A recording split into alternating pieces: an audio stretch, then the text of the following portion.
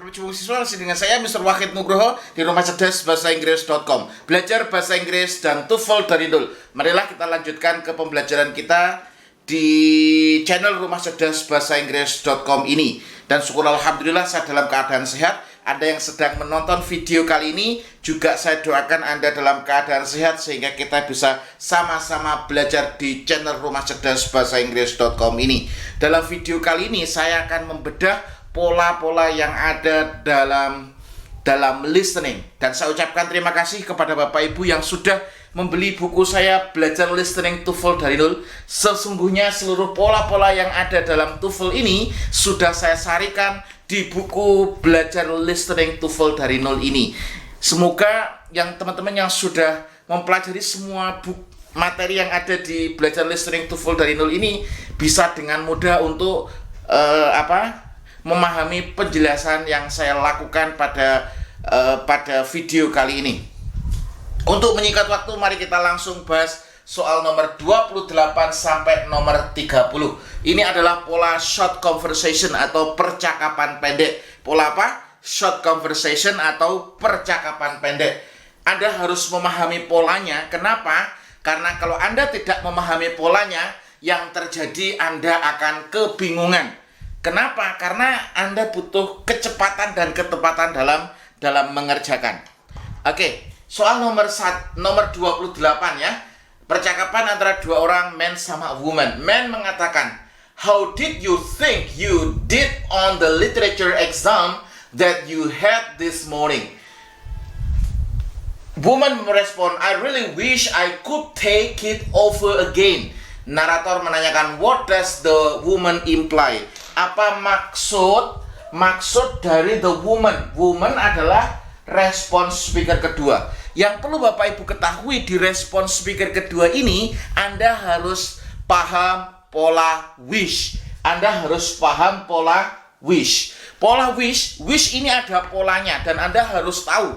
Kenapa? Karena kalau Anda tidak tahu, mesti Anda akan kebingungan ya. Pola wish, kalau di buku Anda bisa buka pola wish ini di halaman 166 ya. Di halaman 166 di situ saya mengajarkan tentang pola wish. Polanya bagaimana? Nah, ini. Konsepnya yang saya ajarkan adalah an affirmative wish menyatakan secara tidak langsung negative reality. Saya ulangi lagi. An affirmative wish atau wish dalam bentuk positif atau afirmatif menyatakan secara tidak langsung negatif reality. Ini yang pertama. Yang kedua, negative wish menyatakan positif reality. Terus yang ketiga, past tense verb menyatakan secara tidak langsung present reality. Jadi kalau bentuk past berarti maksudnya adalah present. Oke, terus yang terakhir di situ past perfect tense menyatakan past reality. Nah, Anda harus paham ini. Bentuk positif maksudnya negatif, bentuk negatif maksudnya positif. Ya. Terus yang kedua, past tense verb. Nah, past tense verb menunjukkan secara langsung tentang present reality. Yang terakhir adalah past perfect menunjukkan past reality. Itu konsepnya. Kalau di buku Belajar Listening TOEFL dari Nol sudah saya bahas secara detail. Nah, di sini adalah I really wish I could take it over again. Jadi saya benar-benar berharap saya bisa take it over again, mengambil lagi ya, mengambil ujian sastra lagi. Berarti ini adalah bentuknya adalah positif. Berarti realitasnya adalah bentuk negatif. Berarti sama dengan kalau saya mengatakan I really wish I could take it over again. Saya benar-benar berharap saya bisa mengambil ujian itu lagi. Berarti sama dengan I could not take it over again. Berarti sama dengan saya tidak puas terhadap hasil ujian yang saya lakukan di pagi ini. Lah, berarti saya tidak puas terhadap apa yang saya lakukan. Mungkin bisa jadi ketika sudah selesai ujian saya baru buka buku, aduh ternyata itu ya gitu. Lah, berarti di sini kenyataannya harus dalam bentuk negatif. Berarti sama dengan saya tidak puas terhadap hasil yang saya lakukan saat mengerjakan ujian. Jawaban yang A. He is going to take the test over again. Dia akan mengambil ujian lagi. Ini salah.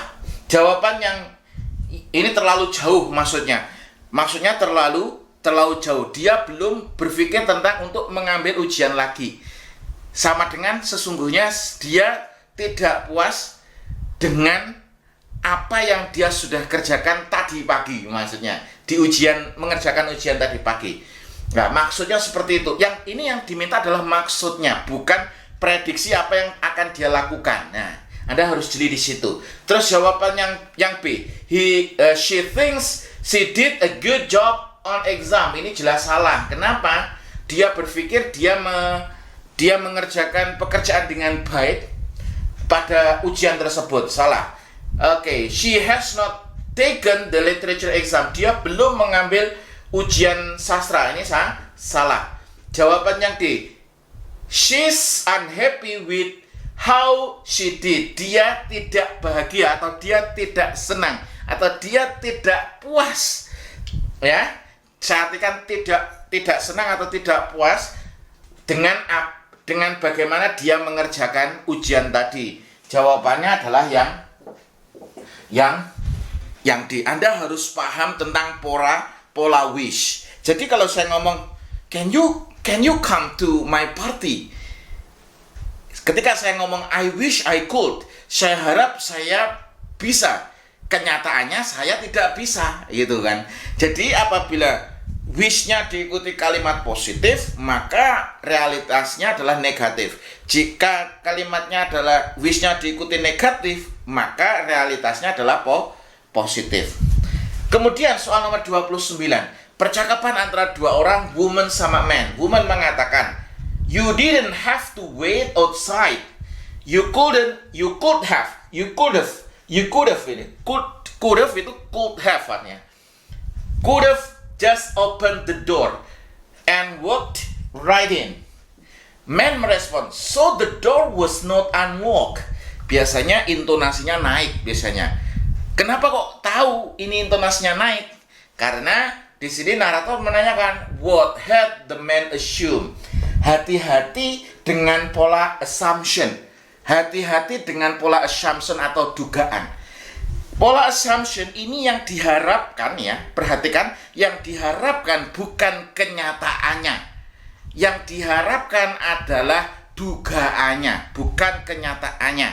Anda harus hati-hati dengan pola assumption. Nah, di sini Anda bisa lihat, kalau pola assumption di situ Anda bisa lihat sebentar. Oke, pola assumption ya, dugaan. Nah, pola dugaan ini yang diharapkan bukan kenyataannya. Yang diharapkan adalah anggapannya atau dugaannya di halaman 268. 268. Anda harus paham pola dugaannya. Nah, di sini ya. Yang diharapkan di sini jawabannya itu bukan kenyataannya.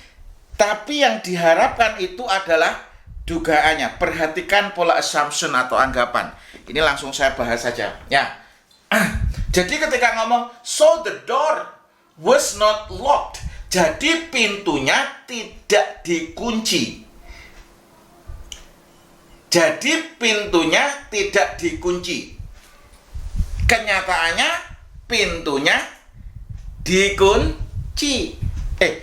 Kenyataannya apa? Pintunya tidak dikunci ya. So the door was not unlocked. Kenyataannya pintunya tidak dikunci. Tapi dugaannya pintunya dikunci. Saya ulangi lagi. So the door was not locked. Jadi pintunya dikunci. Jadi pintunya tidak dikunci. Nah, jadi pintunya tidak dikunci. Kenyataannya pintunya tidak dikunci. Kenyataannya pintunya tidak dikunci. Dugaannya pintunya dikunci. Nah, jadi dugaannya pintunya dikunci. Maka dugaannya apa? Dia tidak bisa masuk. Jawaban yang A, the door was unlocked. Pintunya tidak dikunci. Ini salah. Kenapa? Karena ini kenyataannya. Kenyataannya pintunya tidak dikunci. Tapi dugaannya pintunya dikunci. Nah, ini agak sedikit membingungkan. Anda harus benar-benar teliti ya. It was better to wait outside. Ini lebih baik untuk menunggu di luar. Ini salah. Oke, jawaban yang C. He could not open the door. Dugaannya pintunya dikunci, ya kan? Kenyataannya pintunya tidak dikunci. Makanya dugaannya dia tidak bisa membuka pintu. He need to take a walk. Ini tidak nyambung, dia butuh jalan-jalan. Anda harus tahu ada pola assumption atau pola dugaan. Jadi pola dugaan di sini yang diminta bukan kenyataannya, tapi yang diminta adalah dugaannya. Saya ulangi lagi biar Anda lebih paham ya. Oke, so the door was not unlocked. Jadi pintunya tidak dikunci. Kenyataannya apa? Pintunya tidak dikunci. Asumsinya atau dugaannya pintunya dikunci. Makanya dia tidak bisa membuka pintu. Yang diminta bukan kenyataannya. Yang diminta adalah asumsinya atau anggapannya atau dugaannya. Anda harus teliti di sini. Soal terakhir nomor 30. My guess is that you are leaving the office now and heading straight home. Woman merespon, you've hit the nail on the head. Narator menanyakan, what does the woman say about the man? Apa yang dimaksud oleh perempuan tentang laki-laki? Perempuan adalah respons speaker kedua. Perempuan mengatakan, you've hit the nail on the head. Ini bukan memiliki arti yang arti yang langsung, tapi ini adalah bentuk idiomatic expression. Jadi kamu telah memukul atau kamu telah memasukkan atau memukul paku di kepalamu. Lah, maksudnya ini bukan memukul, ini adalah bahasa kiasan. Anda harus paham tentang idiomatic expression. Idiomatic expression yang sering digunakan dalam TOEFL. Kalau yang sudah pernah membaca buku belajar listening TOEFL dari nol, Anda bisa buka beberapa idiomatic expression yang sering digunakan dalam listening. Itu di bab 18 tentang pahami idiom 250. Halaman 250. Di sini adalah beberapa idiom yang sering muncul dalam listening dan Anda harus hafalkan sedikit demi sedikit. Lah, you've hit the nail on the head. Ini adalah bahasa idiom. Oke. Ini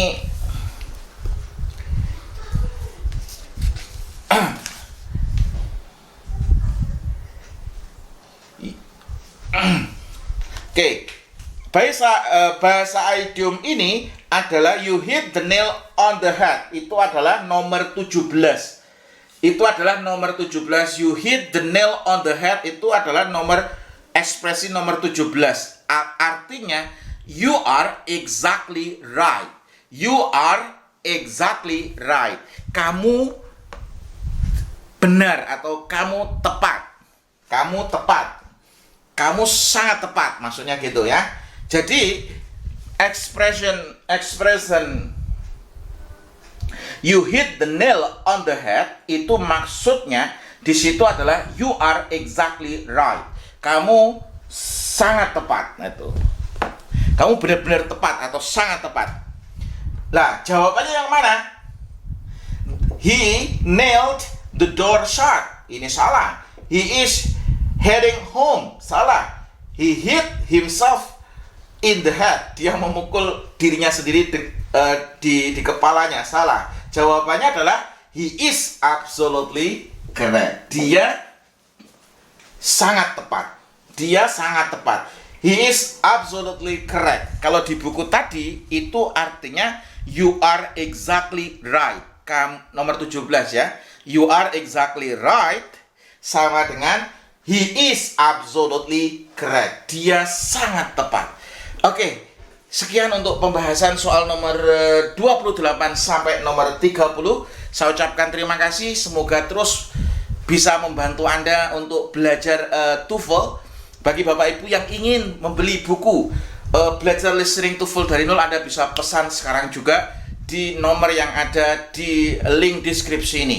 Buku ini tidak hanya buku saja, tapi disertai dengan e-course. Ada video materinya, saya jelaskan video materinya. Yang kedua, Anda kerjakan latihannya, dan setelah Anda kerjakan latihannya, Anda bisa tonton pembahasannya. Semoga pembahasan ini bisa bermanfaat, terus belajar tingkatkan kemampuan, dan saya doakan Anda semakin sukses di studi maupun di karir. Sekian, terima kasih.